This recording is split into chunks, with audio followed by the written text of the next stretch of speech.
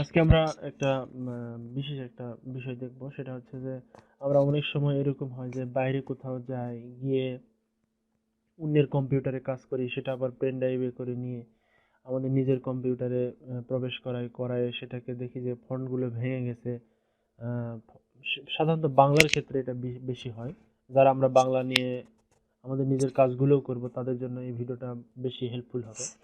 তো ফন্টগুলো ভেঙে গেছে, দেখা যাচ্ছে রয় হর্ষ লিখছিলাম কিন্তু রয় হর্ষটা এরকম হয়ে গেছে। তারপরে হচ্ছে ৪৫ লিখছিলাম, দেখেন ৪৫টা এরকম হয়ে গেছে। এরকম হয় সাধারণত। তো এরকম হয়ে গেলে মনে করেন একটা ফাইলের মধ্যে মনে করেন ১০টা পৃষ্ঠা আছে বা ১০০টা পৃষ্ঠা আছে, সবগুলোতে এরকম রয় হর্ষ যেগুলো আছে সবগুলো একসঙ্গে এইভাবে পরিবর্তন হয়ে গেছে।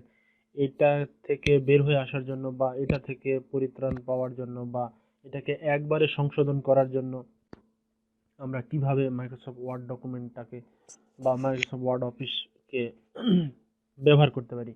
এটা ব্যবহার করার জন্য একটা সহজ উপায় আমার যতটুকু জানা আছে ততটুকু আমি বলতেছি।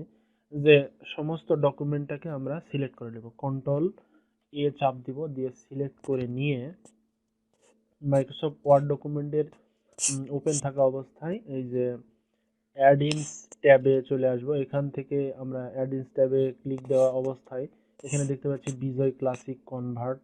এখানে ক্লিক দেওয়ার পরে বিজয় 2003 টু ক্লাসিক এখানে ক্লিক দিব।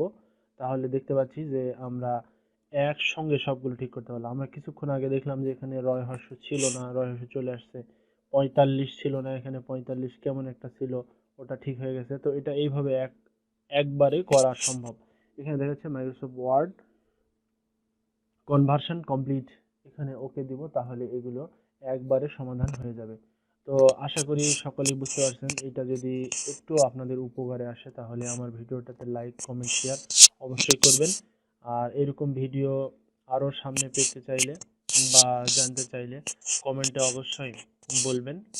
আর কোনো বিষয়ে সমস্যা হলে গ্রুপে পোস্ট করবেন, আশা করি সমাধান দেওয়ার চেষ্টা করব। তো আজকের ভিডিও এই পর্যন্তই। আল্লাহ হাফেজ।